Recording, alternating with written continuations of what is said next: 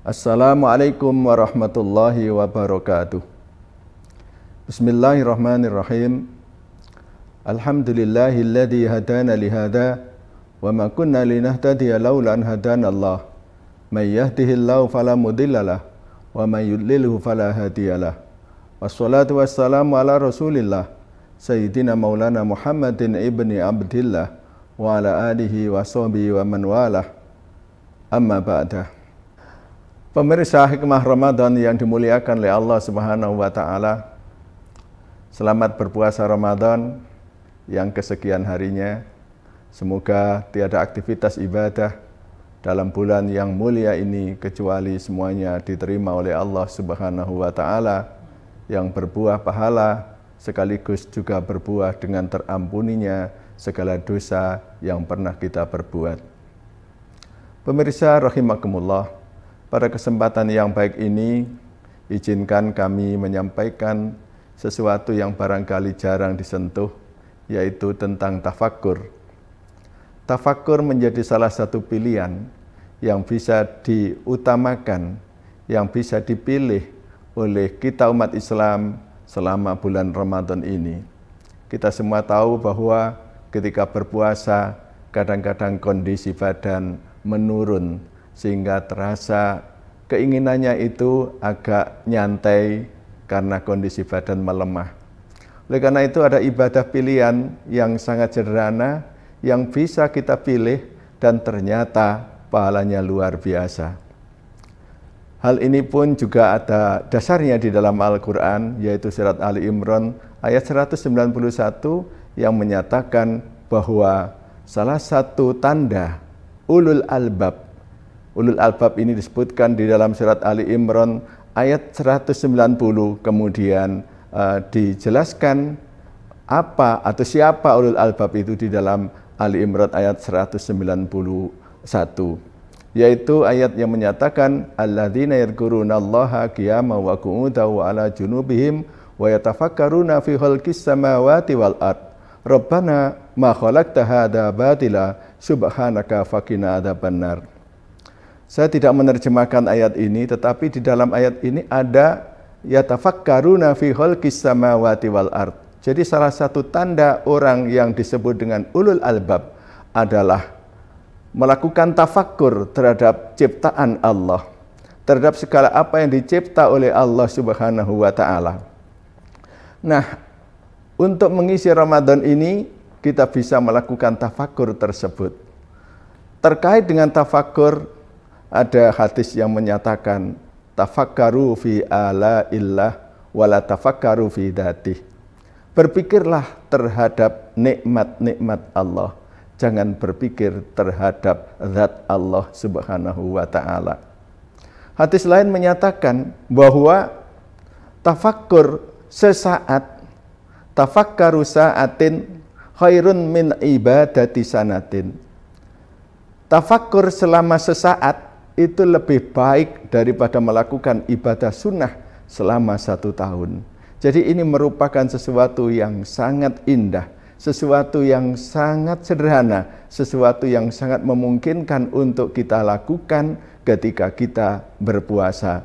Misalnya, daripada kita keluar untuk ngabuburit misalnya, maka kita bisa duduk-duduk, bahkan bisa bersandar di kamar kita untuk memikirkan ciptaan Allah Subhanahu wa taala, untuk memikirkan nikmat-nikmat yang Allah berikan kepada kita, sekaligus untuk memikirkan segala apa yang ada pada diri kita yang telah dicipta oleh Allah sedemikian indahnya.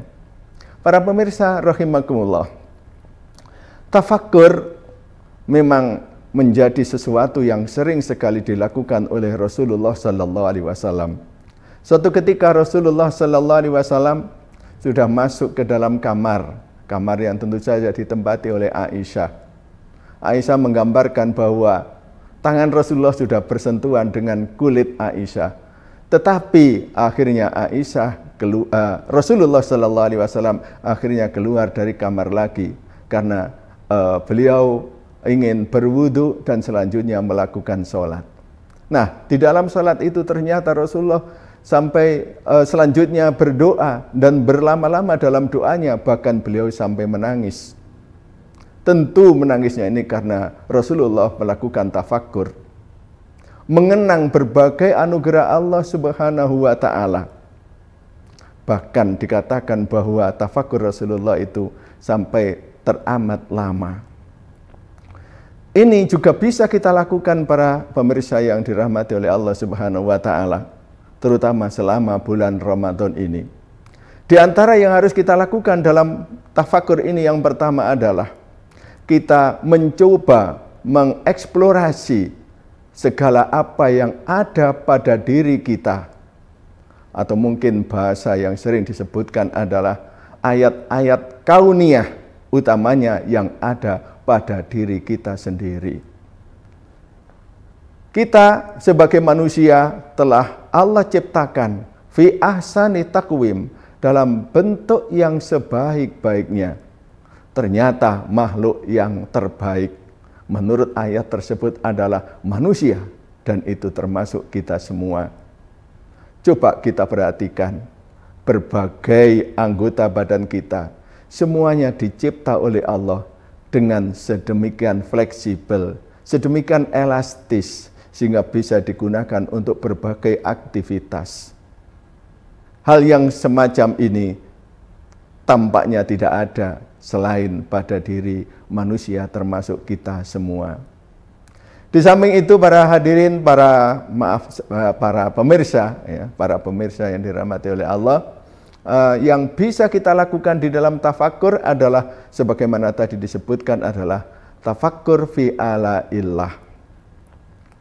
Merenungkan, memikirkan terhadap nikmat-nikmat Allah Subhanahu wa Ta'ala. Tentu nikmat Allah ini juga sungguh luar biasa.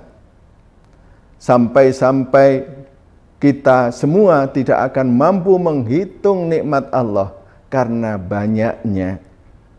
Oleh karena itu, jangan sampai kita lupa terhadap nikmat Allah. Sekaligus, walaupun kita tidak akan pernah mampu menghitungnya, tetapi kita harus mencoba menghitungnya, mengidentifikasinya. Karena dengan cara semacam itu, kita akan meningkatkan upaya kita di dalam mensyukuri anugerah Allah Subhanahu wa Ta'ala. Dan kalau kita mensyukuri anugerah Allah, niscaya Allah akan menambah anugerahnya kepada kita semua. Kemudian yang ketiga, bagaimana kita bertafakur. Di antaranya sesungguhnya masih banyak, ya. Tetapi pada kesempatan yang baik ini, pilihan ketiga di dalam tafakur adalah memikirkan janji-janji Allah kepada orang yang beriman. Terlalu banyak untuk disebutkan janji Allah kepada orang yang beriman, terutama terkait dengan puasa Ramadan yang saat ini sedang kita laksanakan. Di antara janji Allah itu adalah bahwa orang yang berpuasa, oleh Allah disediakan sebuah pintu di surga, pintu yang sangat istimewa yang namanya pintu Rayyan. Pintu yang khusus Allah sediakan, dan manakala kita-kita yang berpuasa Ramadan ini sudah masuk ke dalam pintu Rayyan itu, maka pintu tersebut akan ditutup oleh Allah Subhanahu wa Ta'ala. Belum lagi anugerah-anugerah Allah yang lain yang bisa menjadi objek tafakkur kita selama bulan Ramadan ini. Pemirsa yang budiman, kiranya itu aja yang bisa kami sampaikan pada kesempatan yang baik ini. Semoga tafakkur ini menjadi sesuatu yang tiada terlupakan dalam hidup kita, terutama pada bulan Ramadan yang sangat mulia ini. Atas perhatian para pemirsa, kami hanya bisa menyampaikan terima kasih, dan semoga kebaikan-kebaikan yang tersampaikan dapat kita amalkan dalam kehidupan kita, terutama pada bulan Ramadan yang mulia ini. Manakala ada salah dan khilafnya, saya hanya bisa mohon maaf yang sebesar-besarnya, dan semoga para pemirsa dapat menjalani puasa Ramadan ini sampai akhir nanti, dan betul-betul diterima seluruh aktivitas ibadah kita oleh Allah Subhanahu wa Ta'ala. Wallahul muwaffiq ila aqwamit thoriq. Wassalamualaikum warahmatullahi wabarakatuh.